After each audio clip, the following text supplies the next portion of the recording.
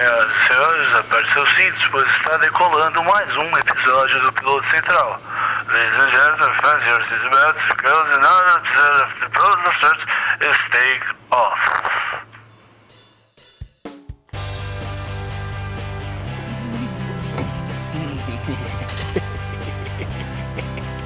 Ai, Brunão, toda semana um instrumento diferente. Ai, é como você consegue fazer o mesmo som com instrumentos diferentes? Eu fico impressionante, confesso. Vai. Toca essa gaita, garoto. Toca essa gaita pra nós. Ah, meu Deus, é o Piloto Central que tá começando. Enquanto o Bruno toca a sua gaita poderosa, a gente começa mais um Piloto Central. Pra você que tá vendo o vídeo ao vivo no YouTube, o Bruno tá destrinchando ali, tá acabando com a saliva, tá ficando sem saliva no corpo de tanto tocar gaita, fazer esse solo espetacular. Está começando mais um Piloto Central, o seu semanal que conta as notícias da semana, com muita gaita de vôlei, com muita gaita. Como chama essa gaita aí, Bruno? Para um pouquinho de tocar gaita, a música vai continuar, é impressionante, vai. Essa música chama gaita. Não, a música vai continuar tocando enquanto você para. Essa gaita chama gaita. Ah, bom, essa gaita chama música, achei que você ia falar isso. Com muita gaita de vôlei, com muita gaita pequenininha, aquela que você faz com muita música, com muitos solos de guitarra, com muito amor e muito carinho e muita paixão e um pouquinho de filosofia, humor e muita sagacidade, muita tenacidade, muito amor no coração, diria aquele candidato que dizia glórias a Deus. Eu sou Silas Lima. Eu sou Bruno Moreira. E acabou. Não tem mais ninguém aqui hoje. O Vitor sempre cabula a aula. O Vitor tem um assunto polêmico, o Vitor foge. Tem um assunto polêmico, o Vitor foge. Sempre tem. Sempre assim. Não está preparado. Mas sobe a vinheta!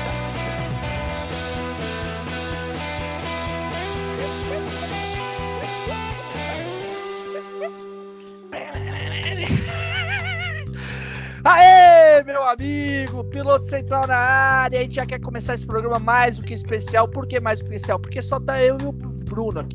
Não só tá eu e o Bruno, é um programa especial. Porque não tem aquele comunistinha, sabe aquele comunistinha na revolução? O Vitor não tá aqui. Então, quando começa eu e o Bruno, a gente faz um programa mais especial, mais paz, harmonia, né? Mais um pouco de Jesus aqui, né? Por sinal, a gente tem comentários ali de grandes irmãos que amam a gente, né? Nas nossas redes sociais, não é, Bruno?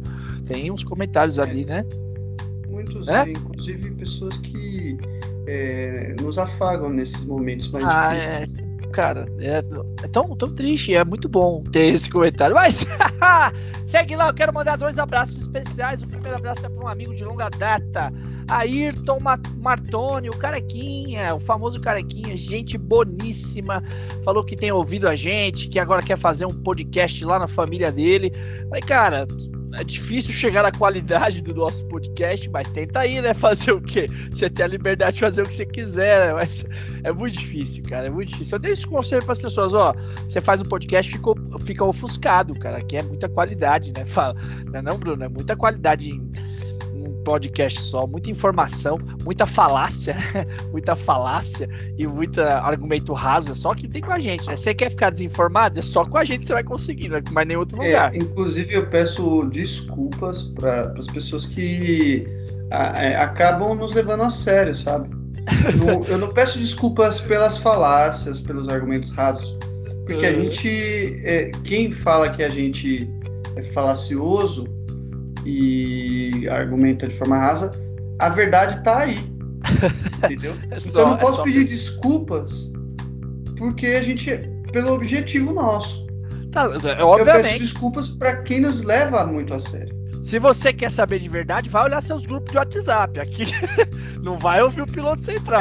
O que eu indico é sempre ver o grupo de WhatsApp. Eu acho que pode ser um pouco fake news. Sempre 2 fontes você precisa. Eu uso Twitter e Facebook. Chequei nas 2 fontes, mesma informação, aí eu já vou pra cima. eu faço assim, se a mesma pessoa tá dizendo a mesma coisa nas duas redes, aí, fala, não tem como errar. A mesma pessoa tá se expondo duas vezes aqui, cara, sigo assim, toda vez que eu vejo lá Eduardo Bolsonaro, assim, eu sigo você fechando o olho, O ó. pessoal ainda reclama, é porque tem gente que pede a fonte. Eu falo isso aqui, mas não dou a fonte. Tem como eu argumentar e colocar a fonte em 140 caracteres? Não tem. Senão eu Ah, colocava. tá de brincadeira comigo. E o outro abraço é pro Rafael Dornelles, aquele nosso amigo que a gente faz umas piadinhas aqui com ele, é um ouvinte nosso, que sempre que a gente fala que ele é liberal, tal, já chama, seu liberalzinho, neo, proto. E aí eu mandei uma mensagem para ele hoje para tirar algumas dúvidas, então consultoria, porque ele trabalha também no mercado de investimento, e ele falou, cara, eu não sou tão liberal quanto vocês acham, por favor. Talvez eu seja menos à direita do que vocês acreditam. Talvez eu seja mais à esquerda. E eu falei, cara, quem é essa pessoa no lugar de Rafael Dornelles? Mas eu queria fazer essa correção aqui. O Rafael Dornelles não tem nada a ver com a direita. Ele é um esquerdista ferrenho, amante de Nicolás Maduro. E brincadeira, já é outro exagero com ele. É brincadeira, Rafael. Um beijo para você. Valeu pela ajuda de hoje. Vamos aqui tecer seus argumentos. E já quero pedir para você ir nas redes sociais, lá seguir a gente. Instagram é piloto. Opa, é @piloto underline central. O Facebook é @piloto central. No Twitter é a mesma coisa. YouTube, Piloto Central, você vai achar a gente, só tem a gente lá, muito bacana. E se quiser ouvir a gente, é Spotify ou Deezer. E no YouTube, segunda-feira, sai o vídeo do episódio, alguns cortes. Também tem o nosso site, que é www.pilotocentral.com.br. E hoje eu vou ler, a semana passada eu li como Faustão, né? Hoje eu vou ler como Gugu. Olha, pilotocentral.com.br. Muito bem, moleque. Ô, Bruno, imitação boa, cara. Você tá com essa cara assim, cara. Você tá triste, pô? Sensacional. Não, eu Você tá sou uma triste. pessoa um pouco triste mesmo. Pô, cara, não fica assim não, cara. Tamo na alegria, movimento pegando a mil, meu amigo. E essa semana nós temos comentários do ouvinte. A gente não vai dizer o nome dele, porque a gente não conseguiu autorização a tempo para saber se ele autoriza ou não a gente dizer o nome, mas a gente vai falar o que ele escreveu lá no nosso YouTube sobre o episódio da semana passada, quando a gente falou quando o Papa Francisco foi ali e se mostrou, deu seu parecer favorável à união estável, à união civil estável entre pessoas do mesmo sexo. Bruno, faça as honrarias da casa e com aquela bela voz aveludada, cheia de avelã e azeite, diga para nós, leia para nós com toda essa doçura vocal que só as suas cordas vocais podem nos dar. Agradeço, Bruno. Abro aspas para você abrir aspas para o ouvinte. Grato. Vamos lá. Abre aspas. Ai, ai. Bom dia, meu querido. Vou tentar aqui responder seus argumentos como um bom católico. Beleza? Com todo respeito, claro. Para mim, não há divergência nenhuma dos deus do Antigo Testamento para o do Novo. É verdade, sim, que no Antigo Testamento Deus mandou destruir algumas cidades e tal. Mas nenhuma delas tinham pessoas inocentes, como você apontou. No caso de Sodoma e Gomorra, está bem claro na Bíblia que eram cidades de impureza e idolatria. Então, deixando claro esse ponto de que Deus nunca matou inocente. Ok? Além disso, também é verdade que no Novo Testamento, Jesus é puro amor e nunca falou nada em matar alguém.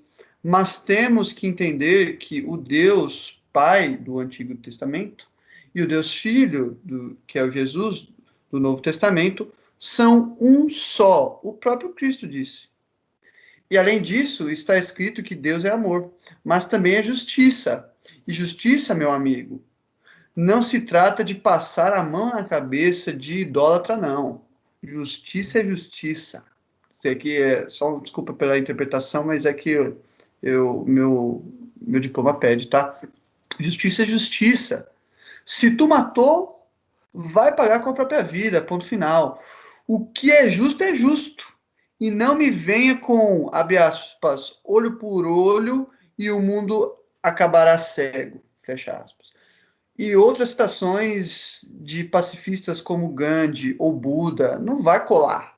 Fogo de combate, desculpa, fogo de combate com fogo, não com rosas. A vida real é muito diferente do que esses caras pregavam. Então, uma vez que o Deus do Antigo Testamento e do Novo Testamento são um só, e uma vez que Deus é amor, mas também justiça, cadê a contradição na Bíblia que você disse? O Deus do Antigo Testamento representava a primeira faceta de Deus, a justiça, e o novo, a segunda, o amor. E aqui, gente, eu vou pular porque ele deu várias citações para comprovar a relevância da Igreja Católica, né? Pra E a história, gente né? vai. A relevância histórica e até atual da Igreja Católica. E aqui eu vou para os finalmente. Não há nada de errado.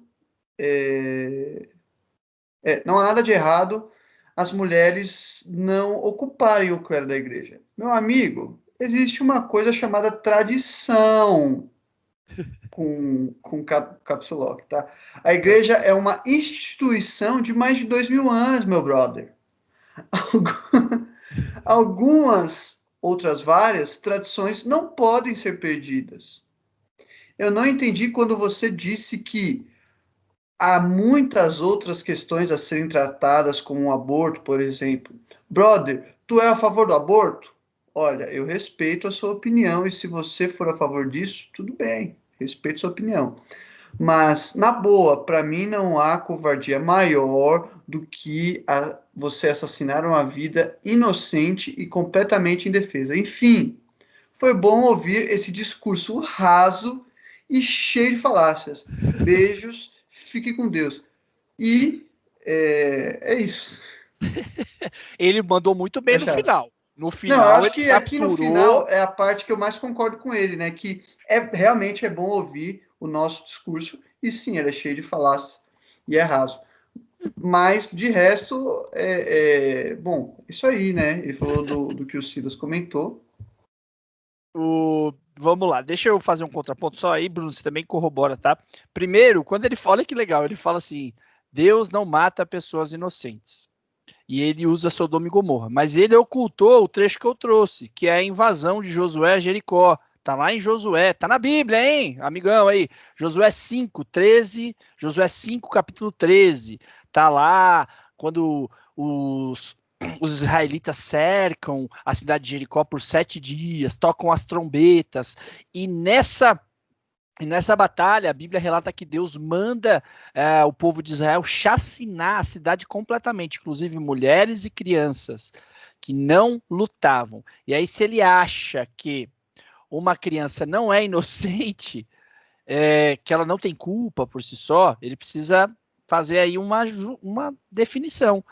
Se Deus é o mesmo do Antigo Testamento e o mesmo em Jesus, ele se contradiz ao longo da história. Ou seja, ele vai cair em um outro preceito que provavelmente ele acredita, vai desmoronar o outro preceito que ele provavelmente acredita, que Deus não muda, que Deus é imutável. Se Deus não muda, você vai ter que assumir uma dessas duas facetas. Ele também fala da tradição. E aí, cara, quando ele fala de tradição, de que vale uma tradição que mata as mulheres? Que exclui as mulheres, que mata pessoas. E quem escolhe qual tradição deve prevalecer? Você está falando aí de uma tradição. Tem várias tradições, tem mais de 2.000 anos que foram deixadas de lado, porque nenhuma tradição deve valer uma vida, ou deve valer ferir uma vida, ou excluir alguém. E a outra coisa que eu queria ressaltar, em nenhum momento eu disse que eu era a favor do aborto, eu disse que a igreja precisa começar a entender que não é ela que define isso numa sociedade. Ela precisa começar a se abrir a entender que isso é uma discussão de Estado. E a referente à justiça, tudo bem, você pode imaginar que essa justiça divina do Velho Testamento faça sentido, mas eu vou referenciar Jesus aqui 2 vezes, tá? Porque talvez tenha uma incompreensão teológica minha quanto ao ouvinte. Em Mateus 5, Jesus chega a dizer: eu não vim para que a lei seja descumprida, eu vim para cumpri-la de verdade, fazer que vocês entendam. Então ele fala ali, por exemplo, vocês estão falando em não matarás, mas vocês estão se preocupados com a lei, mas vocês mal percebem que vocês estão matando cotidianamente, inclusive com as suas palavras, matando sonhos, matando mil coisas. E ele vai dizer, eu vim para que vocês entendam de fato isso. Jesus chega a dizer que misericórdia quero e não holocausto. Por quê? Porque antigamente se tinha uma compreensão equivocada de que para ter o perdão de Deus era necessário fazer um sacrifício de um animal e assim Deus perdoava. Jesus vem e diz, não, Deus já está agradado de todos vocês. Deus ama todos vocês. Não há nada que vocês façam para Deus que ele deixe de amar você, ou que ele ame mais, que ele ame menos ou que ele ame mais. Porque a graça já foi dada, a graça de Jesus. Jesus fala muito da graça. Então, se você compreende que a justiça de Deus é uma justiça punitiva, você está anulando de alguma forma a compreensão da graça. Ou seja, Deus fica bravo quando a gente faz algumas coisas. E esse Deus não tem absolutamente nada a ver com Jesus. E quando você fala que o Deus do Antigo Testamento é o mesmo em Jesus, concordo. E Jesus diz, ó, vocês mal entenderam ele. Vocês estão agindo de maneira errada. Então, quando alguém matou crianças quando invadiu uma cidade, era uma compreensão equivocada do Deus que Jesus fala que é o mesmo ao longo da história. Enquanto alguém diz que um urso comeu 42 crianças, também é uma compreensão equivocada do Deus que Jesus diz que sempre foi o mesmo. Ou seja, sendo um cristão, não faz nenhum sentido isso. E quanto à justiça, em Jesus a justiça divina não é punitiva, é uma justiça corretiva. E eu uso aqui João 21. João 21, Pedro traz Jesus, lembra aquela história do galo canta 3 vezes, e aí Pedro traz Jesus. E aí o Pedro chega para Jesus e fala, Jesus, me perdoa, em João 21. E aí Jesus vira e fala assim, cara, apacenta as minhas ovelhas. Apacenta minhas ovelhas. A correção de Glória a Jesus, Deus. a justiça de Jesus foi uma correção em prol do amor. Ou seja, direciona aqui o seu erro, e você não vai ser punido por isso necessariamente. Talvez a punição seja a consequência do seu erro, mas eu, Deus, jamais te punirei. Vou pedir para você direcionar o seu caminho na direção do outro. Aleluia, Bruno! Aleluia! Glória a Deus. É para Fala aí, glorificar vai. em pé. Essa Pra é para glorificar glorificar em em pé. pé. Amém ou não amém, né? Mas tudo bem. E aí eu tenho muita admiração pelo Papa Francisco e reconheço a importância da Igreja Católica para a história do Ocidente, tá? Tem muitos adventos mesmo que ele tem razão ali, quando ele coloca muitas coisas. Sim, é verdade. Fala aí, você ia falar. Não, eu ia comentar, é o que eu fiquei pensando, assim, né? Aquelas coisas bem de bicho grilo, que, sabe, São Tomé das Letras, que você falou que quem diz qual tradição deve ser Preservada, né? preservada ou não, né? Porque algumas tradições devem ser preservadas, foi o que ele disse, mas quais? Quem é que vai escolher? É que é muito interessante que dentro das tradições tem tradições e há os debates, né? Então você pega, sei lá, dentro da Igreja Católica virou a Igreja Protestante, dentro da Igreja Protestante mais um monte de coisa, da Igreja Católica também saiu mais um monte de coisa. As pessoas divergem uma pequena semântica que vira várias outras, né? Então é muito interessante esse debate, né, de qual tradição, né? A compreensão de que uma tradição deve sobrepujar o outro, né? Deve, de algum modo, excluir ou ferir o outro. Em nome da tradição vale a exclusão. Em nome da tradição vale, cara, a gente passou por isso obviamente, a tradição do clero, né? Por que é o clero da igreja, se a mulher vai lá ou não? Isso não vai diminuir nenhuma mulher no mundo. As mulheres católicas querem esse direito e eu acho que não faz nenhum sentido. Isso não está embasado em Jesus Cristo. Se não está embasado em Jesus Cristo e a tradição vale mais que Cristo, aí, cara, aí... Entendeu? Você criou, lembra? Você já deu isso. A gente tem tanto medo de uma inteligência artificial ou de uma tecnologia matar as pessoas que a gente cria regras que excluem e mata, né? E aí essa é a nossa tecnologia que exclui e mata. Já criou um sistema que exclui e mata. Você referenciou isso em alguns dos pilotos centrais. Então, cara, entre a tradição e a vida, eu prefiro ficar com a vida. É a música do Titãs, né? Nenhuma ideia vale uma vida. Louco, né? Foi bom, hein? Temos haters aí. Não, apesar que ele foi docinho ali, foi um cara bacana. Agradeço o comentário. E se você quiser comentar, vai lá nas nossas redes sociais, qualquer lugar a gente vai pegar. Se você quiser ser ouvido e lido, interpretado por Moá, Com essa Meu voz amigo, essa aveludada, né? oportunidade. Só Ah, você falar os trejeitos, ó. Uma pessoa assim, ó, eu vou lá e interpreto, ó. Assumi o personagem aqui, ó. é pra Ó. poucos. Cara, quando você falou, eu achei que era ele. Eu nem conheço ele. Então, é Ai, esse meu cara, trabalho, Silas. Eu que aprendi lá em São Tomé das Letras, fazendo uma oficina de ciranda. Ah! Cirandeiro. Desculpa, fala aí que foi? Um beijo para os cirandeiros aí, né? Dos cirandeiros. A notícia é, segundo do site Worldometers, que é o site que a gente utiliza para pegar os dados a respeito da Covid, os números a respeito da Covid, o mundo chegou aos 45 milhões de casos, sendo 1.193.000 mortes. Os Estados Unidos está chegando à absurda marca de 10 milhões de casos, está chegando, está se aproximando a largos passos. A absurda marca de 10 milhões de casos. A Índia alcançou a marca de 8 milhões, o Brasil está na casa dos 5 milhões, e a gente tem aí, dentre os 10 primeiros nesse ranking maldito, né? 4 países europeus, 5 países americanos, sendo 2 da América do Norte e 3 da América do Sul, e 2 países asiáticos, que a Rússia é um pouco asiática e um pouco europeia. O nosso giro pelo mundo vai voltando, que a África ainda controla bem a sua pandemia. A África do Sul tem números alarmantes, mas o continente africano agora tem 42 mil mortes, o continente todo, e cerca de 1.759.000 milhões de infectados. Então, você percebe, se a gente falou aqui no top 10, tem um monte de país com mais de 1 milhão, a África toda tem 1 milhão, ou seja, a África tem lidado bem, a gente vem repetindo isso aqui, e isso é muito bom. A gente teve um evento Afro-Brasil, é um evento que acontece anualmente, é uma conferência, e eu queria trazer isso, é o Fórum Brasil-África 2020, e tem várias lideranças, né, que falam a respeito do como o Brasil deve agir, e tem uma fala interessante, o João Bosco Monte, que é um presidente do Instituto Brasil-África, o IBRAF, ele abre uma fala dizendo que o Brasil, na pandemia, em vez de se aproximar dos países africanos, que foram exemplos nas medidas que tomaram, né, e que foram efetivas no combate à pandemia, se aproximou dos Estados Unidos, ainda mais, que é o país que tem maior número de mortes, que é o pior exemplo de combate à pandemia no mundo, é os Estados Unidos hoje, de fato, sem nenhuma sombra de dúvida. Nesse quesito, tá? Não estou falando de relações comerciais, estou falando de relações sanitárias. Na Índia, não, na Ásia, a gente tem ali a China anunciando que mais de 60 mil vacinas foram testadas no país e o índice de adversidades é muito baixo, está menos da casa de 10%, é um índice bem baixíssimo. Então, as 4 vacinas que estão em fase 3 dentro da China, sendo testadas na China, parecem ser bem promissoras.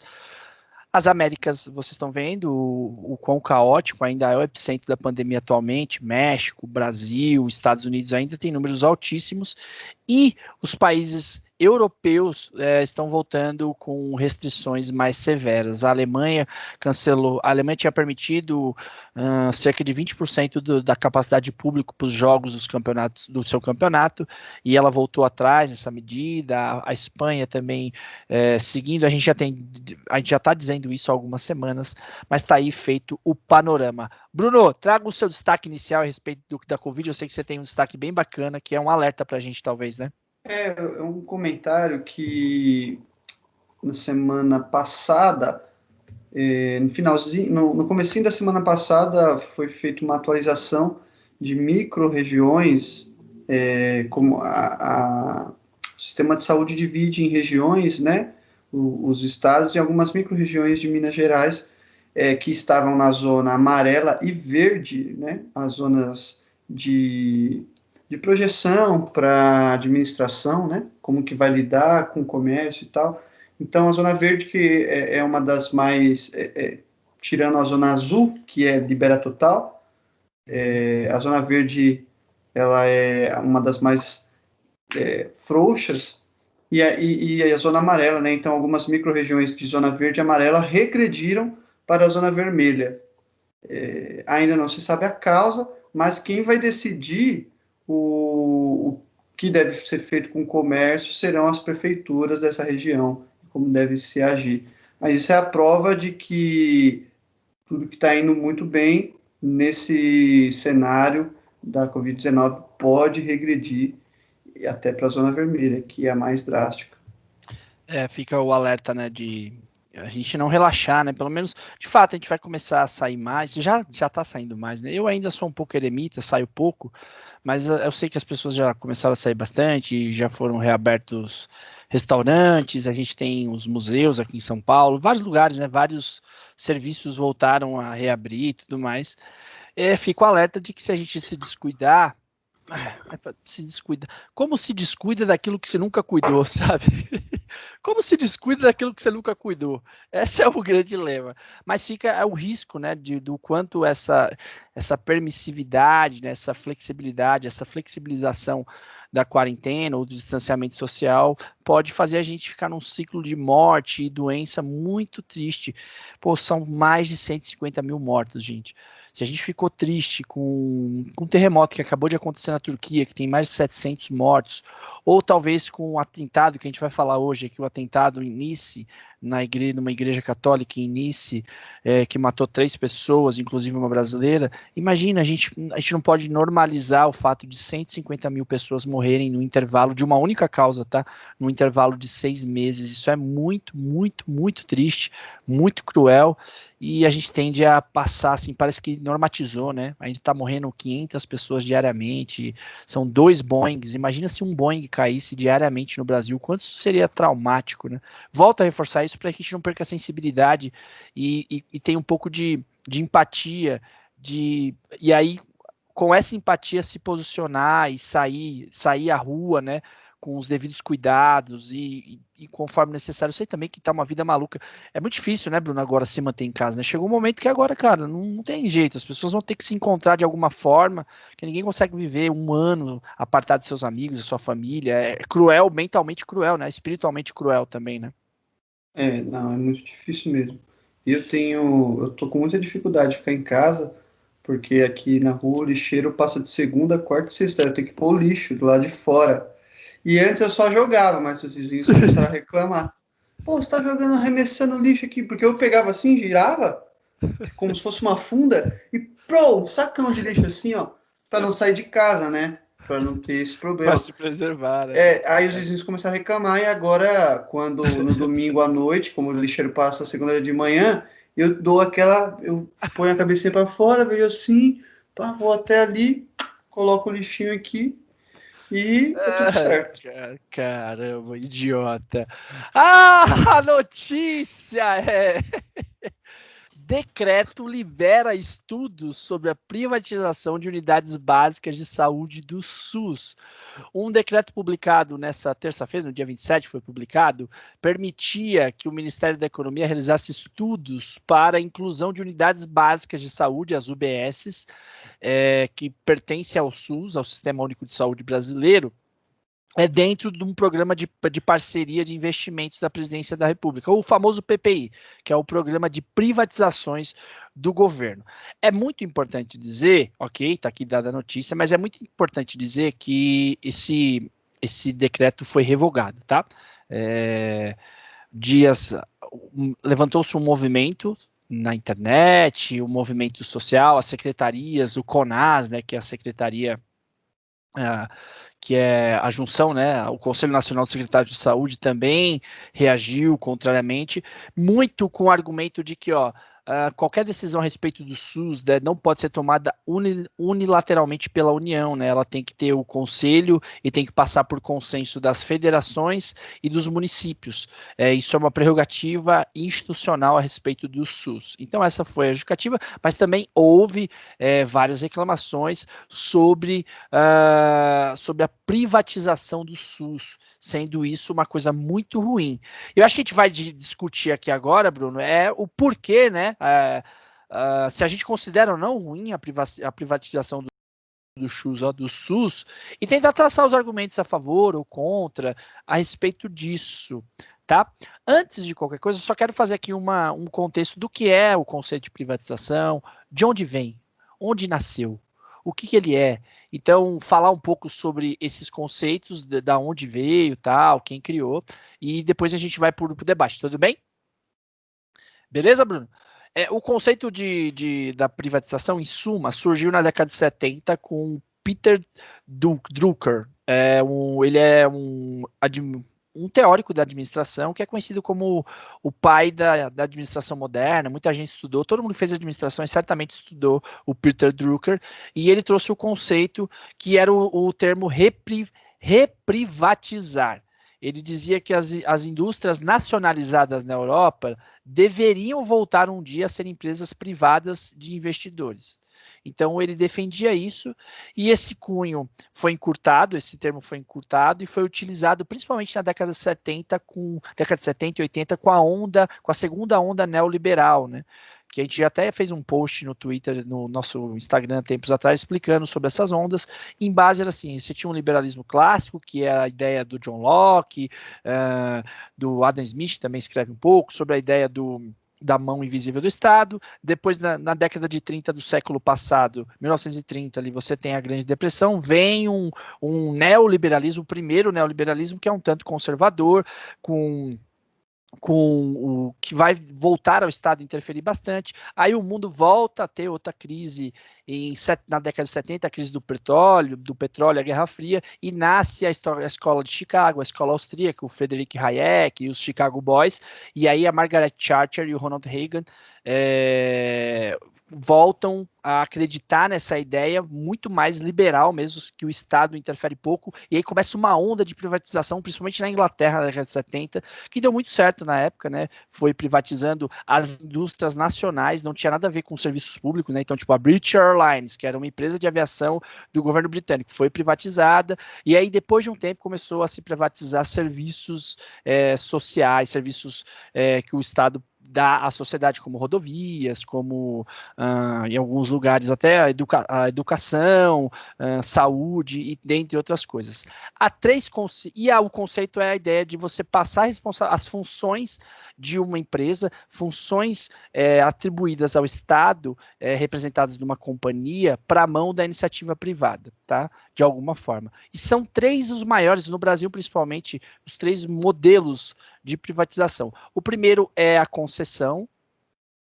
Então você não dá nenhuma contrapartida para quem vai assumir aquele serviço que o Estado previa, mas as pessoas têm o direito de cobrar tarifas. A empresa que assumir essa concessão por um tempo determinado tem o direito de fazer, de reaver suas receitas através de tarifas, taxas, cobranças. As rodovias são mais ou menos assim aqui em São Paulo, você cobra uma taxa de pedágio, esse tipo de coisa. Você tem as PPPs, que são parcerias públicos-privadas, que nesse caso tem uma contrapartida para a empresa. O Estado paga ou totalmente a receita para que não tenha custo para o cidadão, ou o Estado paga parcialmente a receita dessas empresas para que o custo para o cidadão seja o menor possível.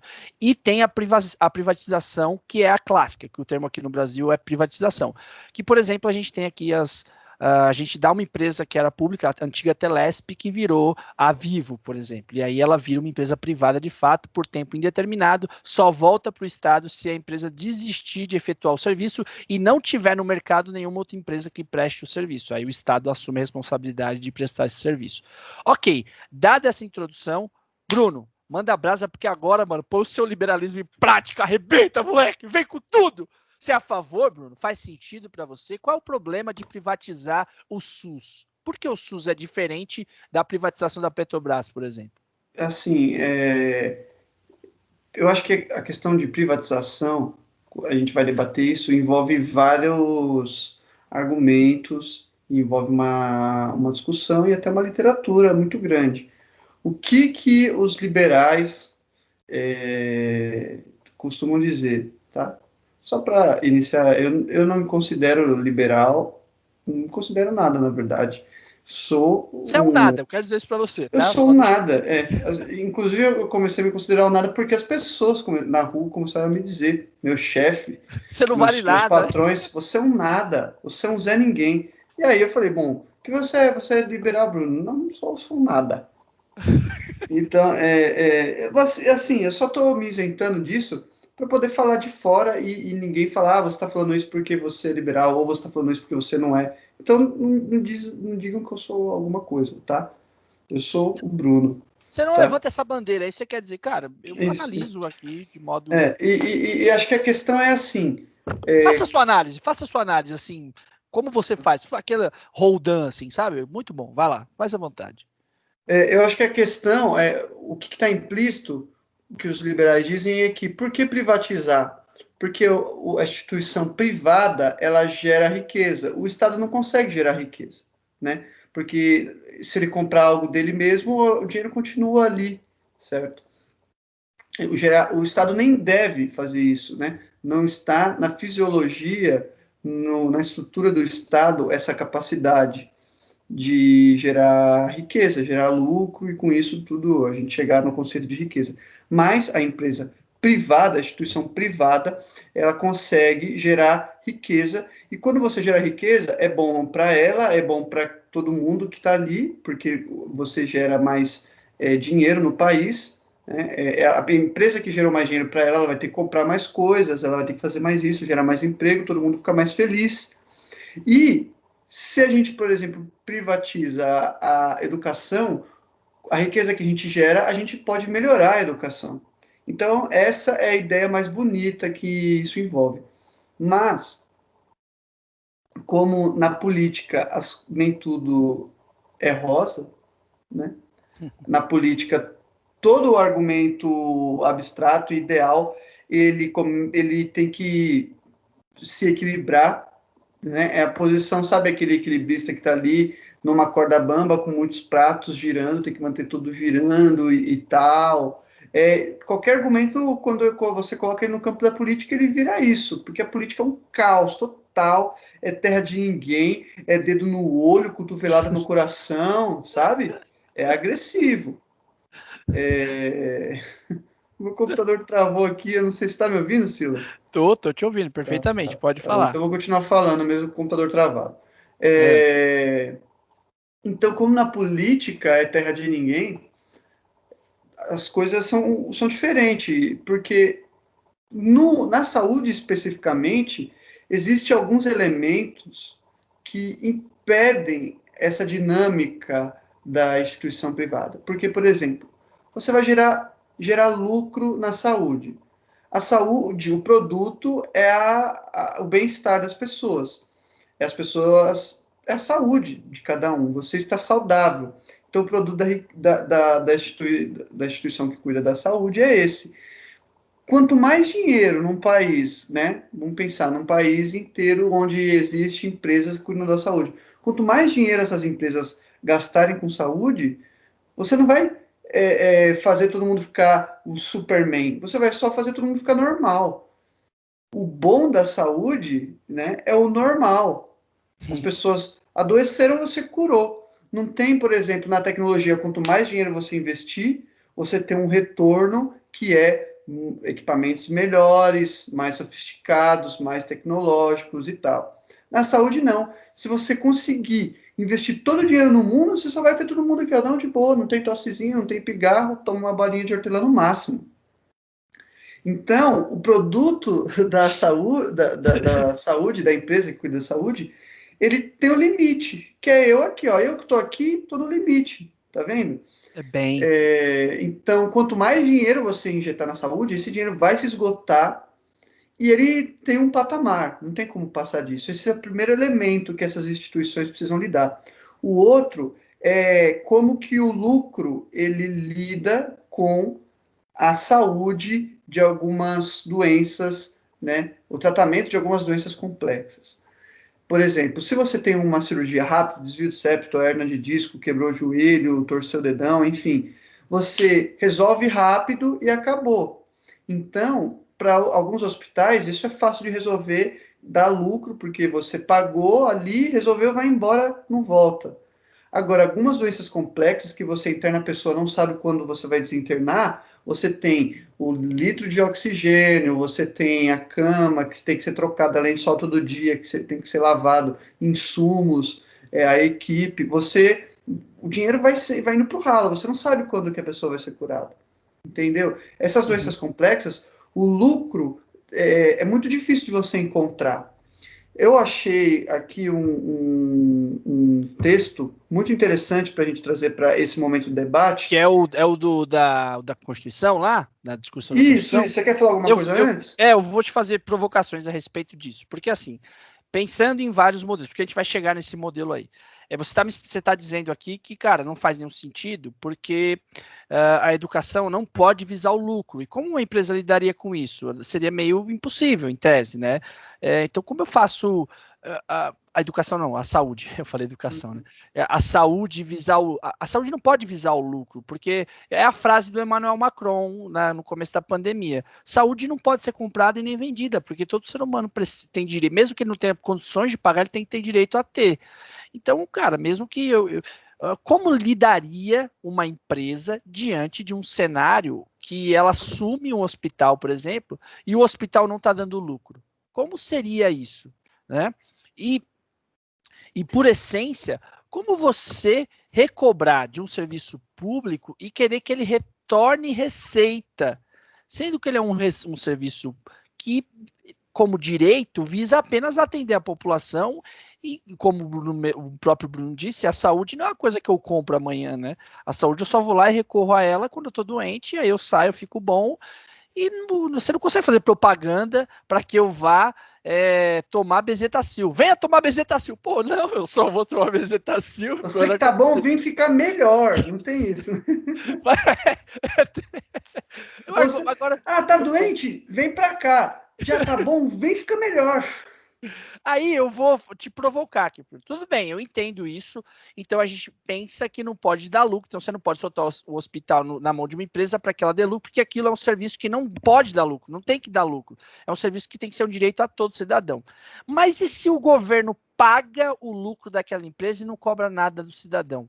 O governo vai lá e paga, fala, ó, eu determino aqui um lucro para você de tanto ano, tá? Em contrato. E aí eu dou esse dinheiro para você investir e fazer um bom serviço. Porque o argumento das pessoas que pensaram em realizar esse estudo, é que os fundos do Brasil possuem uma infraestrutura muito ruim e talvez a iniciativa privada pudesse ajudar a cuidar das UBSs, que são esse pronto de atendimento lá na ponta, né, que está nos interiores do Brasil e tal. Só para ter noção, o SUS atende mais de 70% da população brasileira, segundo dados do IBGE do ano passado. Como você veria isso? Seria um problema para você? Por que isso seria um problema, Bruno? Eu acho que a questão, Cida, só para a gente ser mais preciso, eu não sei bem se o lucro é um problema para a saúde, mas de forma Saúde pública, tá? Tô falando. substancial. Não, de forma substancial. O lucro combina com a saúde? Não sei. Eu sei que às vezes ele não combina, né? E até porque eu tenho certeza que a saúde é um direito de todos e até quem não tem condições merece, né? Necessariamente ela precisa e merece o tratamento adequado. Agora, a questão que você falou, se as parcerias público-privada podem solucionar. Eu acho que muitas vezes podem e até já fazem isso. Existe, eu li hoje um estudo, inclusive, de um hospital, né? O hospital, quase todo hospital, muitos hospitais são da rede SUS e alguns eles não são, mas são conectados. Mesmo sendo um hospital público, ele pode atender a rede SUS. Mesmo sendo um hospital privado, pode atender o SUS. Não, mas nem todo hospital público é do SUS, Sim, ok. entende? Porque uma cidade pode fazer o hospital dela, Uhum. público, entendeu? Mas eu li uma pesquisa de um hospital que era público e a administração foi privatizada. E a conclusão do estudo foi que a qualidade do atendimento caiu muito. Então, eu não sei o resultado disso. Eu não sei se toda parceria público-privada pode solucionar, mas eu sei que algumas solucionam, né? E eu não vejo problema nenhum disso. A questão de uma parceria público-privada de que é um hospital excepcional que cede algumas vagas, porque o SUS às vezes não tem todo tipo de tratamento ou não tem tratamento suficiente para todo mundo, então os hospitais particulares cedem algumas vagas e o governo que não tem a estrutura, mas tem o dinheiro, paga por aquele tratamento, certo? Era isso que você comentou. Então, o problema é que isso pode funcionar perfeitamente, mas às vezes a lógica da instituição privada ela pode atrapalhar. Por exemplo, o texto que eu ia trazer é da época da Constituinte, que havia muitos debates, inclusive sobre qual que seria o modelo da saúde nacional. E o dilema era privatizar ou estatizar. Inclusive, se você quiser achar, é uma matéria da Folha de São Paulo, você pode colocar privatizar ou estatizar a área de saúde, é dilema. E é que você vai encontrar esse trecho aí em PDF. E qual que era a discussão? Eles queriam fazer um sistema de voucher, que é esse que você propôs. A pessoa está doente, vai no hospital que já existe, o governo não precisa construir nenhum, ela se trata, ela não precisa pagar, o governo paga. Esse é um outro modelo, mas também tá na mesma linha, né? O governo vai lá e paga, né? Sim, tá na mesma linha. A questão que os constituintes estavam preocupados é que se a dinâmica de uma instituição privada é gerar lucro, alguns tratamentos podem ter um lucro muito pequeno. Alguns tratamentos extremamente complexos, você tem um lucro muito pequeno. E as instituições podem começar a evitar esses tratamentos. Elas simplesmente falam, não tenho mais vaga. Pronto. A gente sabe como que é, né? Sempre tem um papelzinho ali, alguém para assinar, alguém para deixar de olhar. Então, alguns tratamentos acabam se precarizando e diminui a chance de você ter aquele tratamento que você precisa. Por quê? Porque alguns tratamentos simples, o lucro é grande, mas alguns tratamentos super complexos, como eu trouxe aqui alguns exemplos, não é muito lucrativo. Então, como o Estado ele tem um valor para pagar, o Estado fala, olha, eu só consigo pagar isso,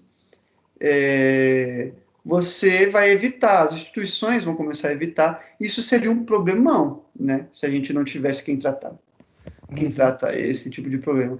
E quando você tem, e aqui está a minha defesa, quando você tem o SUS, que ele usa o dinheiro da União, ou seja, um lugar que a União arrecada imposto de todo mundo, e começa a balancear, ali precisa de mais, ali precisa de menos, ali precisa de tanto, ali não precisa. Então todo mundo paga, o SUS não é de graça, certo?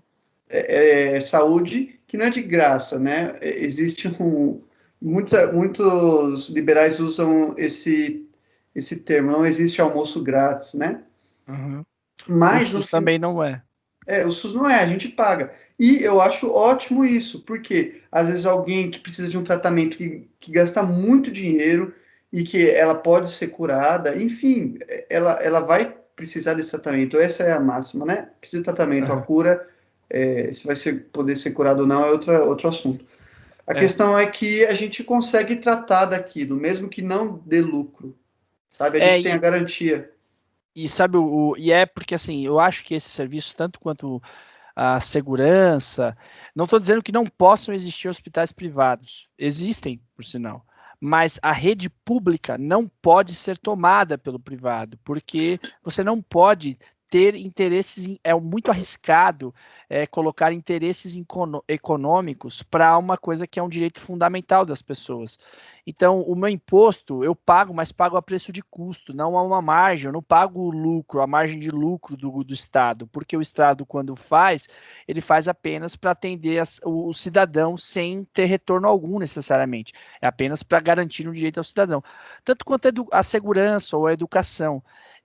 Eu acho que a gente talvez fosse uma alternativa muito interessante se alguma empresa aceitasse fazer isso a preço de custo, mas isso não atrai investidor, e aí é o mal aí a gente pode falar o mal do sistema, não há uma compreensão talvez até exista, mas na maioria dos investidores, ou na maioria das pessoas que são empresas privadas, não há uma intenção de fazer um serviço a preço de custo ou de servir a sociedade apenas para isso e receber o salário justo para que você consiga manter aquele produto. Há sempre uma ideia de ganhar mais para produzir mais, gerar mais riqueza e assim crescer, e assim poder investir. E aí você fica nessa onda porque sempre tem que sobrar um pouquinho a mais. Não é só o justo que eu devo receber. Além do justo, eu recebo um pouquinho além. Então a gente não está falando ali de, por exemplo, você poderia contratar uma empresa no melhor cenário que você garante, ó, eu estou te pondo aqui porque você faz um serviço muito bom e vou pagar o salário de todos os seus funcionários e vou garantir que durante 30 anos a sua empresa vai se manter em pé. Só que você não vai ter lucro, você vai conseguir se manter a preço de custo aqui. Você vai pagar o salário de todo mundo, o custo dos seus funcionários, blá, blá, blá, blá, blá, todo aumento eu vou lá e ponho. Mas um investidor não está pensando nisso, ele não está pensando em manter o seu custo, ele está pensando sempre em você investe para depois ter um retorno maior. Um bom investimento é aquele que você põe 100 e você retira 200. Então, o investidor ir na saúde por 100 para esperar voltar 200, se falha, se ele chega num lugar que está todo mundo bem e ninguém vai no médico, e aí? E ele não tem lucro, como fica? Então eu acho que é essa linha, né? É uma linha muito tênue essa, e não faz sentido para os serviços essenciais. O Estado não deve garantir que interesses econômicos não interfiram no direito das pessoas, os direitos fundamentais, né? Mas para outras coisas, cara, eu discuto perfeitamente. Parque, cara, solta parque na mão da iniciativa privada, deixa os caras cuidar do jardim, deixa Uma cuidar. propaganda. Fazer um jardim que você corta as flores e fica lá, Carrefour. Mas o jardim tá bonitão, né? E tá lá mas o jardim tá bonitão, a quadra tá bonita, bem Silas, conservada. uma coisa que eu já ouvi muitas pessoas dizendo contra a iniciativa ambiental, de que a gente se preocupa muito com o futuro infinito e esquece os recursos que a gente pode usar agora. Né? Eu já vi muitas pessoas argumentando contra a iniciativa ambiental usando esse argumento.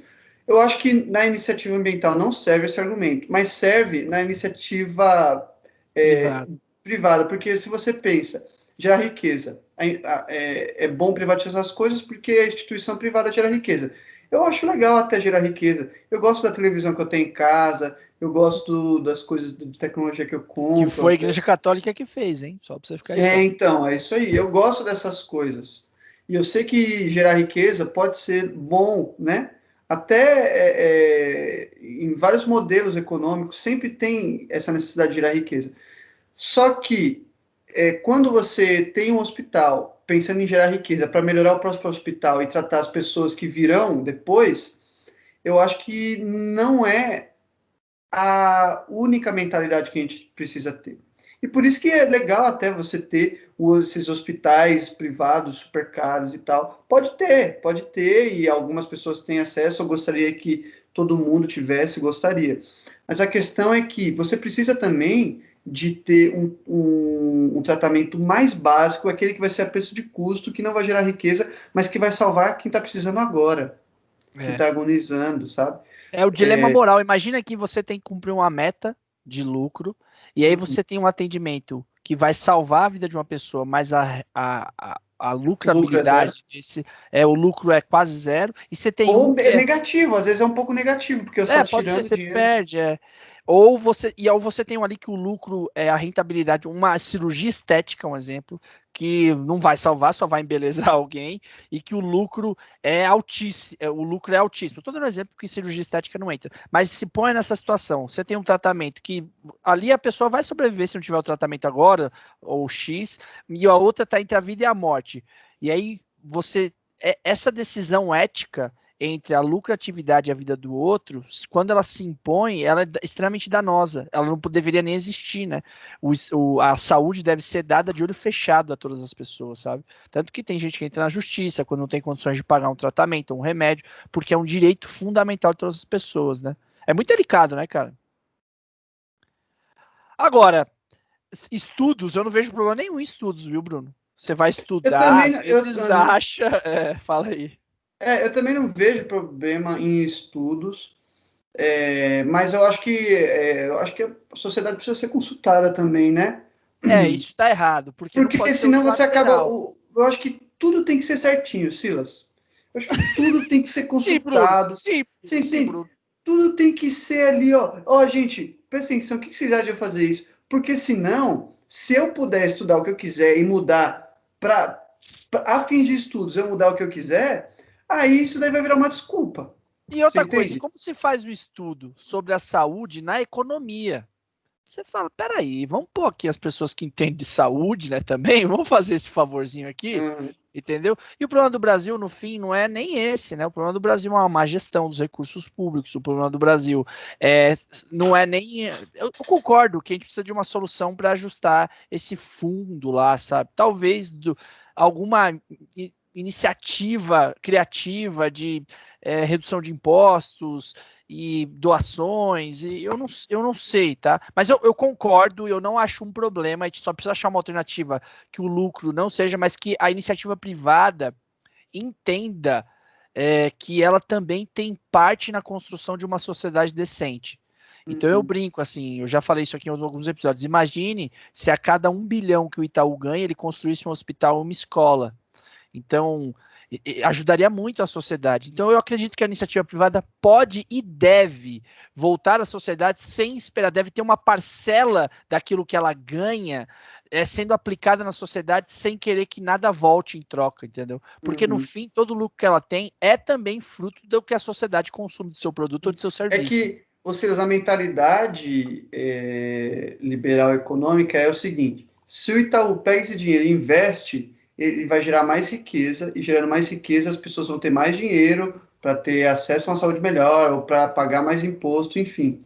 Eu acho que tudo isso é quase uma utopia, né? Se a gente for pensar no conceito É de tão utopia. inocente quanto o Quase. comunismo, né? Tão Não, eu não sei se é inocente. inocente, porque a questão é assim, a gente está pensando, a gente está em detrimento das coisas que acontecem agora, a gente está pensando no futuro. Eu não tenho nada contra pensar no futuro, eu penso, todo mundo tem que fazer isso.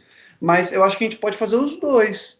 É, Né? Em vez de a todo vapor você gastar toda a sua lenha no trem para você chegar mais rápido no seu objetivo, né? Mesmo que o seu objetivo seja infinito, a gente também tem que pensar nas coisas que estão acontecendo agora. Né? é. Você pôr alguma Nenhuma. coisa para ser construída agora, é você já pensar até em quem esse seu lucro não vai atingir, se seu lucro vai atingir, se não vai atingir, é dar com a mão sem a outra ver, né? Porque é um crime, né? Você pensar no futuro em detrimento do presente, né? É um crime. Uhum. Se a gente pode consertar o agora em várias situações, com ações pontuais que sejam, sem perder, é o que você falou. Essa mentalização binária, cara, não é possível sim a gente fazer um equilíbrio aqui. E há várias empresas que fazem isso, tá? Institutos educacionais de grandes empresas e ou doações, esse tipo de coisa que algumas empresas já o fazem. Mas talvez fosse, o que eu não concordo assim, primeiro, eu odeio a demonização do mercado. Eu acho que quem demoniza o mercado como se ele fosse meu Deus, é o demônio, ele não pode ajudar em nada. Não, peraí, também é composto de pessoas que estão numa sociedade, cidadãos que têm que entender o seu dever, como é de qualquer cidadão, de contribuir com uma sociedade melhor. Ao mesmo passo que eu também, cara, odeio essa endeusação da mão invisível, como se ela consertasse tá tudo certo. Cara, a pandemia mostrou aí, a mão invisível não conserta. Na hora da crise, meu amigo, as diferenças sociais se aguçam e aí a concentração de riqueza fica muito clara de quem pode e quem não pode, entendeu? Então, essa mão invisível aí gerou uma desigualdade social no mundo que as 75 pessoas mais ricas do mundo, acho que é o dado que saiu ano passado naquele evento de Davos lá, são mais ricas que o resto do mundo. Isso não é Ô, Cida, justo. mas você está falando que a mão do Estado, que é o poder que o A mão Estado tem. invisível do mercado, desculpa. Ah, Que a tá. mão invisível do mercado regula tudo, sabe? Não, acho que tem que ter um equilíbrio, né? A gente é muito binário, né? Acho que tem que ter um equilíbrio. E aí eu sou bem marineiro, né? A marininha fala isso. É um equilíbrio. O Estado deve intervir, por certas vezes, em certos serviços, como a saúde não pode ser comprada nem vendida. E ao mesmo passo que o Estado tem que deixar o mercado rolar em coisas Ô, que ele diz que Silas, ele regula muito bem, que ele se autorregula muito bem. tem uma última coisa que eu gostaria de falar, que as pessoas falam que é bom privatizar, porque na empresa privada, na instituição privada, a chance de corrupção é muito menor. Afinal, as empresas privadas são fiscalizadas pelo governo. E as instituições do governo são fiscalizadas por quem, né? Quem vigia os vigilantes? Bom, acho que a primeira coisa é o governo, ele não é uma coisa assim, né? Ele é como se fosse um polvo com muitos tentáculos e mais de uma cabeça até. Oh, E que ele vai se maluca essa imagem, autorregulando, né? É. né? Tá vendo? Porque ele tem vetores e mãos que fiscalizam ele, né? Ele não é todo centralizado, senão a gente viveria numa monarquia, sei lá, certo? Ele é totalmente dividido. Tem mecanismos autônomos, né, que se Sim, autorregulam. exatamente. À vista dos três poderes, que um regula o outro. Uhum. E mais, eu quero dizer que a gente pensar no conceito de corrupção, a gente tem exemplos de instituições privadas extremamente corrompidas, como teve o caso FIFA, que eu acabei de lembrar, né? Que a FIFA é uma empresa privada, Uhum. que Extremamente corrupta. extremamente corrupta. A gente teve o caso Mariana, que é uma empresa, uma mineradora, que foi fiscalizada pelo governo, olha isso, e não cumpriu e causou, efetuou uma das maiores tragédias produzidas pelo humano, tragédias ambientais produzidas pelo humano, uma das maiores do mundo, Da né? história da humanidade. Que, É uma conexão causal equivocada achar que necessariamente uma empresa privada faz um bom serviço e não é corrupta, tanto quanto achar que o Estado por si só é corrupto e não é capaz de fazer bons serviços. É equivocado. É fruto da nossa cultura e da nossa realidade apenas, né? Porque a corrupção, eu acho que tão difícil quanto, enfim, é isso aí. Eu não vou me alongar.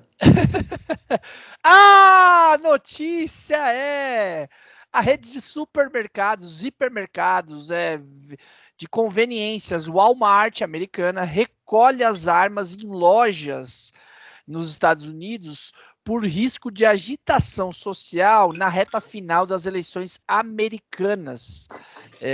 Pasmem, ou seja, a eleição americana nas próximas semanas e o Walmart decidiu retirar das suas lojas, decidiu retirar dos seus balcões, porque lá eles vendem armas como se vende celular aqui, deixa a mostra tudo, as armas por medo de agitações sociais devido os distúrbios e a polarização tão feroz e os protestos distúrbios que estão acontecendo nos Estados Unidos.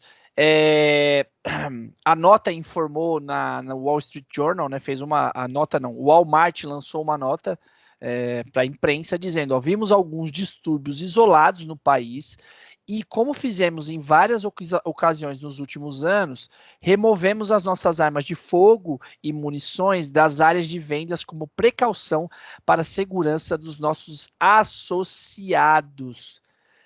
Cara, que doideira. Por sinal, na quarta-feira agora teve um distúrbio, uma confusão em Chicago e uma confusão, protestos políticos, e que uma pessoa de 28 anos foi assassinada. O governo americano tem o Departamento de Segurança Nacional, né, publicou também uma nota dizendo que eles estão com bastante medo de ameaças estrangeiras, digitais e também dos EVDs, o que eles chamam de extremistas violentos domésticos, que podem ter alvos relacionados às campanhas presidenciais de 2020, à própria eleição, inclusive, eventos e aglomerações a respeito disso. Então, está reforçando a segurança em eventos ao ar livre e a toda a infraestrutura eleitoral com acesso público nos Estados Unidos. Cara, que doideira! Que Não doideira parece um isso! filme futurista? Cara, parece tipo, ó, vamos tirar as facas vamos tirar ali os espetinhos de carne dos bares, porque a eleição tá chegando, os caras vão pegar o carvão e vão tacar um no outro. Que surreal, cara. Que loucura. Tipo, aonde chegamos, Bruno? O que você tem a dizer a respeito disso? Cara, parece uma cena de um filme futurista, não parece, não? Todo mundo querendo hackear, todo mundo querendo derrubar o sistema, e você no meio de uma mudança assim, que pode ser drástica, né? Os humores à flor da pele, é uma coisa maluca isso.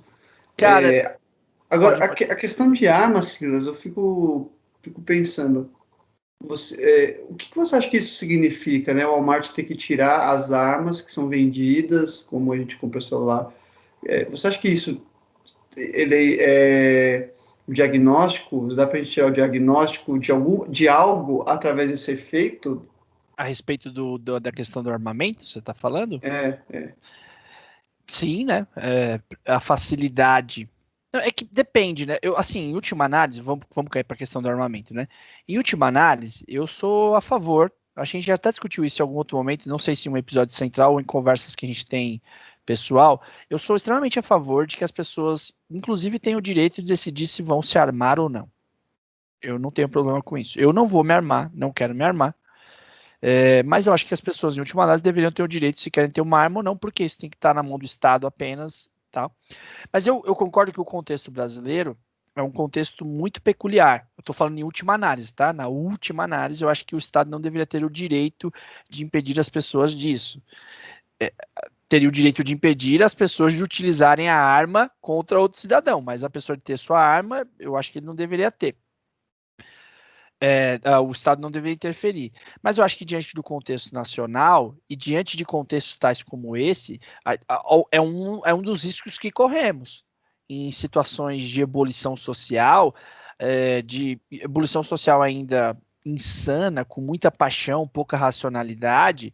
A gente tem o exemplo aqui no Brasil, as torcidas organizadas, facilita o acesso à arma para esses garotos, pra você ver o que vai dar as próximas confusões, entendeu?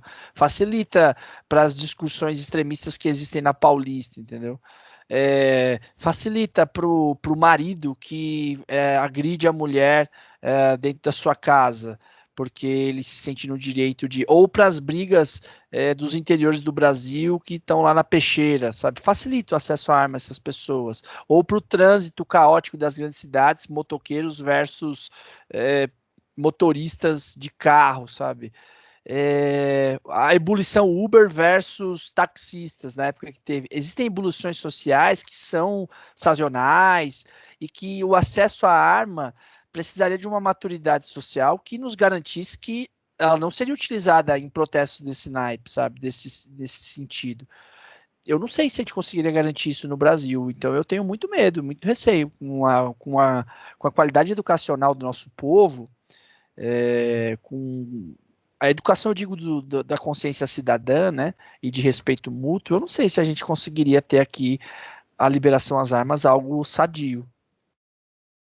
É ponderável, Ô, né? Filosoficamente eu concordo, Bruno, mas, cara, diante do nosso porque contexto, assim, dá ó, muito medo. essa sua discussão, e eu concordo ela em alguns aspectos, é que a gente está visando a liberdade, né? A gente está pensando, teorizando, visando a liberdade, a melhor liberdade. Eu não digo liberdade máxima, porque eu acho que liberdade máxima não é saudável, Uhum. mas a melhor liberdade que a gente possa ter. Eu concordo com você que seria muito legal se não houvesse nenhum problema para quem quer ter a sua arma, sei lá, o cara quer praticar o tiro ao alvo, né? Para quem quer ter a sua arma, ele ter.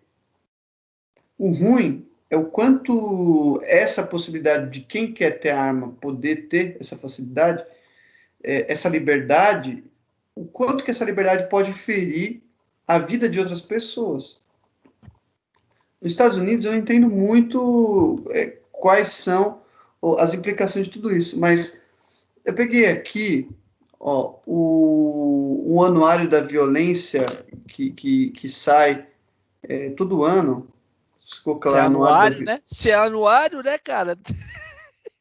é, O anuário que sai a cada 10 anos. Vai, não, besta. o anuário da violência, se você escrever anuário, é que o título, eu falei o título, né, anuário da violência, você encontra é um estudo extremamente completo, tá? É É muito brasileiro completo esse mesmo. anuário ou é americano? Brasileiro, Uhum. brasileiro, né? E eu peguei aqui mortes violentas intencionais, que eles chamam de MVI, que é quando a pessoa está numa briga ou vai lá e quer resolver algum problema. Bom, a pessoa mata com a intenção de matar. Uhum. Ó, para a gente ter uma noção, no ano de 2018,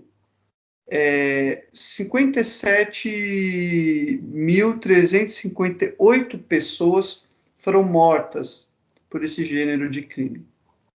Tá? E junto com esse dado, também vem. Esse estudo é muito legal porque sempre vem como a polícia se envolve. E aqui está a morte decorrente de intervenção policial. Que em 2018 foram dessas todas as mortes que eu falei, foram 6 mil, Uhum. aproximadamente, né? Agora, isso do jeito que a gente já está. Agora, vamos imaginar esse cenário com uma facilidade muito maior de obter armas, né? Aqui eu não encontrei mortes por arma, né? Então eu não vou poder ser preciso quantas dessas mortes foram por arma, mas arma mata, e se a gente colocar uma variante a mais aqui e aumentar, eu creio, né? A gente pode falar, vai diminuir o número de mortes porque as pessoas vão poder se defender matando. Então a morte vai aumentar. Morre os dois. Atirou primeiro, atirou o outro É que também. tem a questão de a pessoa vai ter medo se todo mundo estiver armado. A questão que a gente está falando não é como o cidadão ele pode ameaçar o outro falando não me assalta com uma arma. A questão é numa briga, né? Se a gente pegasse todo crime de violência, é, não é residencial que a gente fala, domiciliar, todo crime de violência domiciliar, se a gente colocasse em 10% desses crimes uma arma, o que a gente ia ter de resultado? O que eu estou dizendo com esse estudo é que o Brasil é muito violento. Eu peguei aqui o número de mortes nos 20 anos de guerra do Vietnã, e é aproximadamente pouco mais de 1 milhão de mortes. Se a gente dividir por 20 anos esse montante de mortes na guerra do Vietnã, não dá o tanto de mortes por violências intencionais que teve no Brasil em 2018, Silas. Ou seja, a média de mortes na guerra do Vietnã por ano não é o tanto de gente que morre no Brasil. Anualmente por morte Não, intencional. eu falei o de 2018, mas se a gente for para 2017, cresce, vai de 57 mil, vai para 64 mil. Sim. Ou seja, o Brasil é muito violento. E a divisão de 1 milhão a cada 20 anos vai dar 50 mil ano, né? Vai dar 50 mil Sim. mortes ano. Ou É, seja, quão violento que o Brasil é, se a gente pensar nesse cenário, né? nesse contexto. Dessa E a gente não tem a facilidade. garantia, né? São conexões causais indefinidas, porque você não sabe se você liberando a arma, o ladrão já vá, quando for assaltar, mais agressivo e já vá decididamente em tomar uma ação de atirar, porque ele sabe que a outra pessoa pode ter uma arma. Então são mil situações diante de um contexto de desigualdade social, porque aquele cara que assalta, porque tem uma, que eu não tô validando isso, tá? Mas ele vê um caminho para ter coisas, né? Para conseguir angariar, para ter ascensão social de alguma forma, né? Possuir coisas que ele não conseguiria diante da sua realidade. Então ele recorre ao crime para poder ter dinheiro, para poder ter alguma coisa. Cara, se ele continuar sem essa coisa e ainda tiver uma arma, apesar que ele vai ter a arma ilegalmente de qualquer forma, ele vai continuar fazendo isso, vai continuar recorrendo ao assalto, ao crime, a esse tipo de coisa. Você ia falar mais alguma coisa a respeito? Não, é que questão de uma morte intencional não é só de um assalto. A taxa aqui envolve muitas outras coisas, né? Uma discussão, uma briga, uma opressão, sabe, uma imposição Uhum. de um valor, sei lá, de uma ideia, enfim.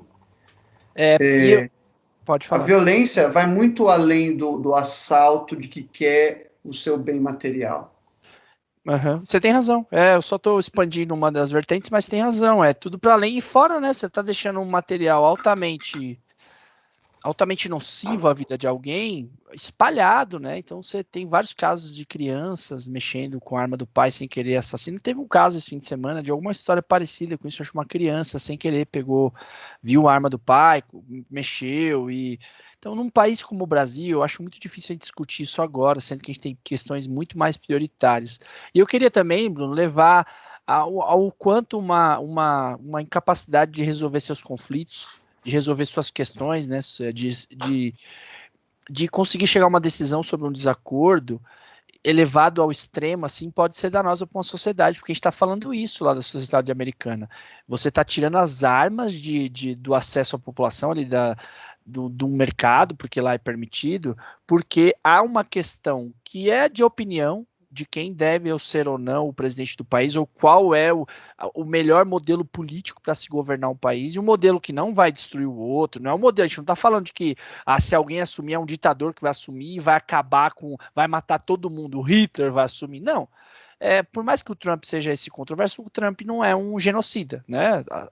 Apesar que sua conduta com a pandemia pode ser interpretada assim por muita gente, mas estou dizendo diretamente, ele não tem a intenção de ir lá e colocar as pessoas numa câmara de gás e assassinar, ou em outras eleições, tá? Não estou falando só agora, essa tensão americana já vem de um longo tempo. A gente está dizendo que por causa de ideias, a gente está tirando as armas ou tirando meios que podem ferir o outro, porque as pessoas não conseguem resolver seus conflitos ideológicos de uma maneira racional, e isso vai crescendo a tal ponto que a ebulição social vai ficando tamanho, a gente vai se desencontrando tanto, que a gente corre o risco de um assassinar o outro, porque a gente encontra que o outro se transformou um empecilho para que eu viva. Ele pensa tão diferente de mim que ele se tornou um empecilho para que eu viva. E aí eu preciso eliminá-lo para poder viver. Olha que compreensão maluca. E aí eu vou recorrer ao Popper, o velho texto que a gente sempre usa aqui, que é Utopia e Violência, que ele fala: como se consegue chegar a uma conclusão? Estou abrindo aspas. Como se consegue chegar a uma decisão? Existem, de um modo geral, duas únicas vias possíveis. Uma discussão, que pode ser feita num tribunal ou através de argumentos, e a violência. Ou, se tratar de uma colisão de interesses, as duas alternativas serão ou um compromisso razoável ou uma tentativa de destruir o interesse oposto. E aí ele dá uma concepção que é para ele a solução, que é a concepção racionalista. Um racionalista é um homem que tenta chegar às decisões pela via da discussão em certos casos, e em certos casos pelo compromisso em vez da violência. É um homem que prefere falhar em convencer o outro, olha que bonito isso. Eu prefiro falhar em convencer o outro pela argumentação em vez de subjugá-lo pela força. Eu prefiro falhar em convencer o outro pela intimidação e ameaça, ou até mesmo por uma propaganda persuasiva. Eu prefiro a falha do convencimento do que a violência do convencimento. Olha que louco, isso é muito, muito bonito, cara. Então eu queria um mundo mais de gente moderada, sabe? Que entra numa conversa, entra numa discussão, pressupondo, inclusive, que pode estar errado, e pressupondo que duas ideias a respeito de uma coisa, tanto que não seja destrutiva, possam coexistir, possam conviver, tanto quanto diferenças religiosas, diferenças políticas ou diferenças de qualquer tipo, elas possam coexistir e viver. Tanto que o próximo assunto que a gente vai cair também tem a ver com isso, Bruno. Eu acho que eu já posso anunciar aqui, a gente continua a discussão. A notícia é: ataque na França. Deixam 3 mortos na cidade de Nice. Foram 3 pessoas mortas, uma vítima foi decapitada. Foi na Basílica de Notre-Dame, no sul da França, na cidade de Nice. Dentre as vítimas estava uma brasileira, uma mulher de 44 anos brasileira chamada Simone Barreto Silva, que morava na França, e ela foi também assassinada. Ela chegou a conseguir sair da Basílica, se escondeu no café, avisou as pessoas que tinham uma pessoa atacando, matando as pessoas dentro da Basílica, e provavelmente foi o alerta dela que fez a polícia chegar lá, mas ela não resistiu aos ferimentos. Um homem de 55 anos, que era o sacristão da capela, chamado Vicente, também teve a garganta cortada, foi quase decapitado, e uma senhora de 60 anos foi decapitada por um jovem terrorista, que eu não tenho muitas informações a respeito dele, mas ele desembarcou na Europa pelo mar Mediterrâneo, na Itália, um mês atrás, e entrou na França com uma credencial da Cruz Vermelha e assassinou essas pessoas. Enquanto assassinava as pessoas, gritava Allahu Akbar, que é Deus é grande. Só para entender o contexto aqui, desde o mês passado, a França vem sofrendo alguns ataques, porque desde a semana do mês passado, deixa eu pegar a data exata, desde semanas atrás, no dia 17/10, um professor chamado Samuel Paty foi assassinado no sul da França, e ele foi assassinado porque durante uma das aulas dele, ele umas aulas que era sobre um valor francês, que é a liberdade de expressão, ele mostrou para a turma charges, né, desenhos daquele jornal, o Charles Hebdo, que sofreu um ataque em 2015. E eram charges, eram desenhos que satirizavam o profeta maior da fé islâmica, que era Maomé. E aí, ao sair da aula, ele foi assassinado por um jovem de origem chechena e islâmico, e como retaliação à ofensa feita ao profeta maior da fé islâmica, que era o Maomé. Desde então, desde essa publicação dessa história que o professor mostrou a charge de Maomé, a França vem sofrendo retaliações a respeito disso. A embaixada na Arábia Saudita foi atacada, ainda essa semana a polícia francesa abateu um homem que estava armado e proferia palavras em nome de Alá e Maomé, e a tensão agora se estende, até porque também o mundo árabe reagiu de diversas formas. O presidente turco foi muito agressivo com a França, disse que o Emmanuel Macron é um maluco, um débil mental, que ofender Maomé é uma coisa que não tem nada a ver com liberdade de expressão, e que ele não sabe o que faz, e outros países se posicionaram das mais diversas formas. Há países também árabes dizendo, isso é uma ofensa, mas não é uma ofensa. O Egito se posicionou dessa forma, não é uma ofensa que deve ser combatida com a morte, né? A gente não, é uma ofensa que a reação não é matar outra pessoa, ou matar um francês. A reação é outro tipo de coisa, mas que é uma ofensa Bruno, vai aí, porque o tema é polêmico também, cara. Porque parece uma provocação talvez desnecessária, mas qual é o limite da liberdade de expressão e qualquer coisa nesse TC a respeito desse tema? Eu acho que a discussão aqui que eu queria entrar não é a da liberdade de expressão, né?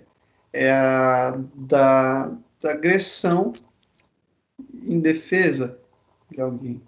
Eu acho que a agressão em defesa não pode ser justificada por nada, entende? Nada justifica essa agressão.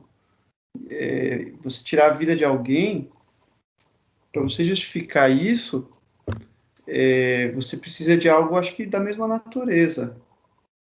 Então, se alguém ameaça tirar sua vida, alguém vem para te, sabe? O ato da pessoa é tirar sua vida e você reagir a isso tira a vida da pessoa. O ato da defesa, né? Não O ato da ataque. defesa, isso, o ato da defesa tira essa vida. Eu acho que você pode discutir, mas nem aí acho que o que justifica, né? Eu acho que possibilidade de discutir é muito difícil falar disso, mas acho que a questão maior não é você justificar, ela morreu porque tentou matar. Eu acho que aí as coisas conseguem se equiparar de alguma forma que eu não sei a natureza. Uhum. Né? Mas quando você tira uma vida para falar, para justificar o seu pensamento, a sua fé, ou uma agressão moral, nada nesse debate é da mesma natureza. Então as coisas não têm o mesmo peso, não tem como se justificarem. E assim, é importante ressaltar que isso não tem absolutamente nada a ver com a fé islâmica, né? Assim, em suma. A própria França tem uma história emblemática que dá origem ao livro do Voltaire, o Tratado sobre a Intolerância, que é a história do Jean Calas, eu acho que eu já contei aqui, que era um cristão protestante que foi decapitado, foi torturado e morto, decapitado injustamente na França, por ser um protestante, e foi os católicos que fizeram isso. Isso gerou a história assim: o Jean Calas era pai de uma família, e um dos filhos dele, todos eles protestantes, e um dos filhos dele se suicida.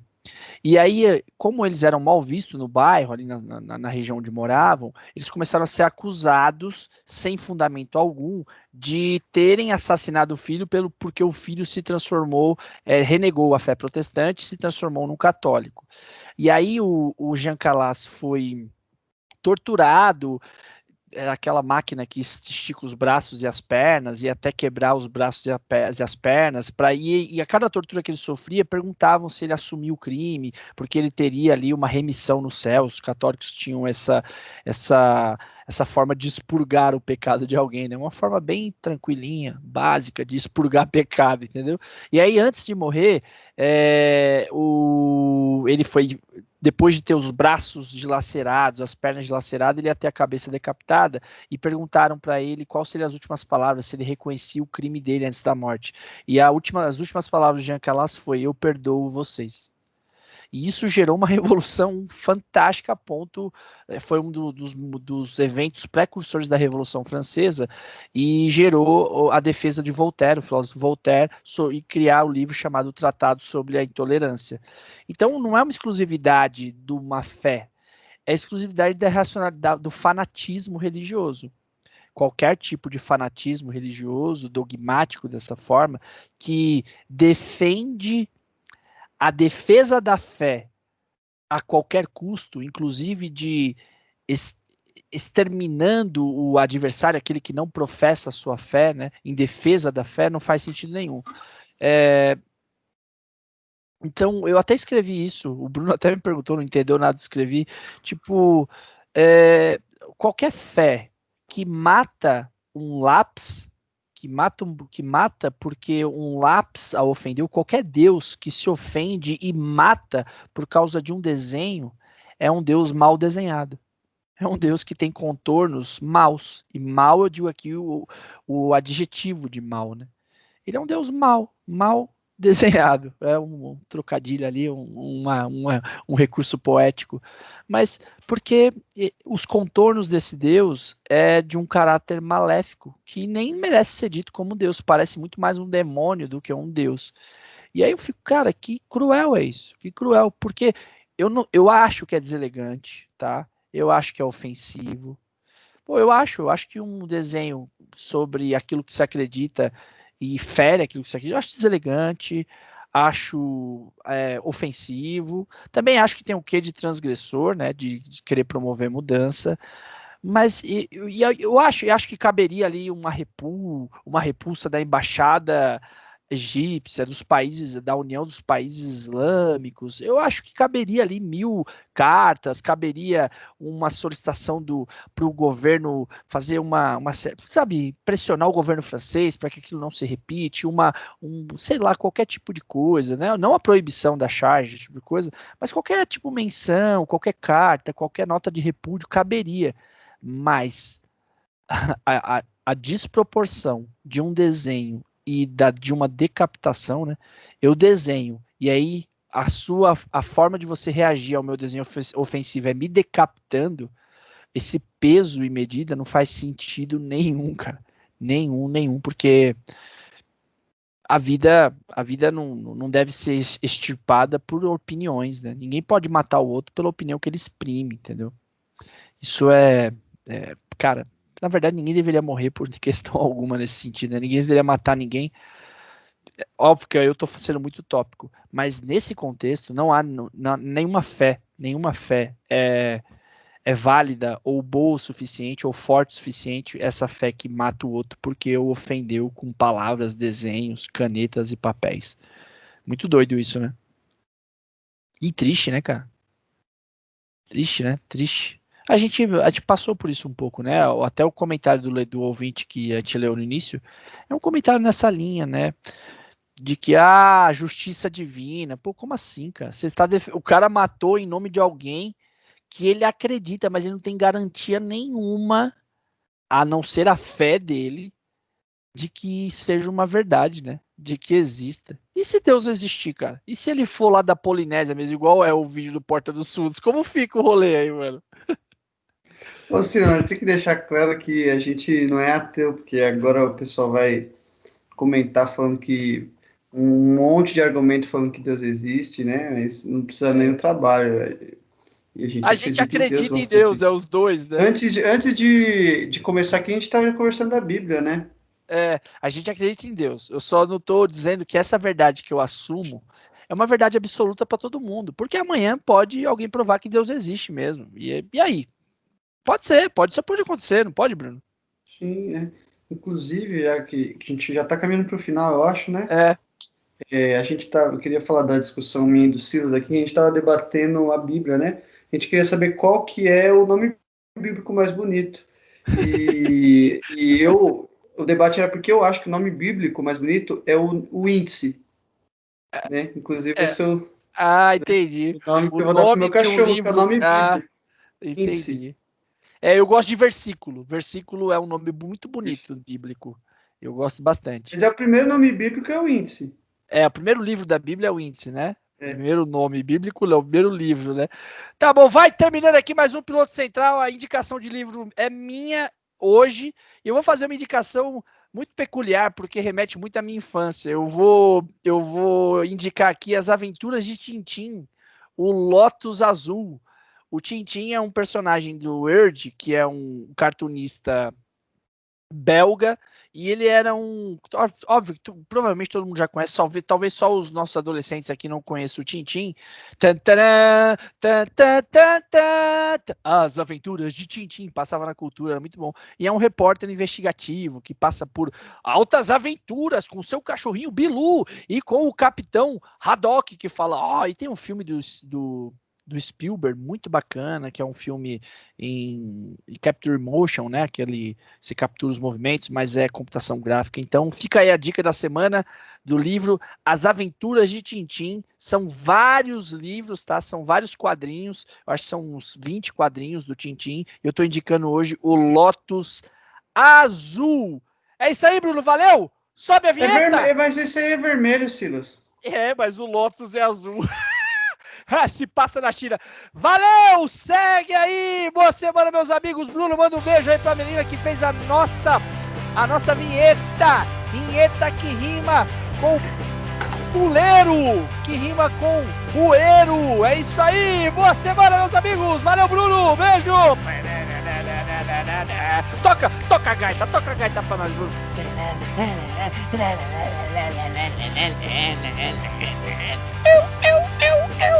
Valeu, nego! Beijo!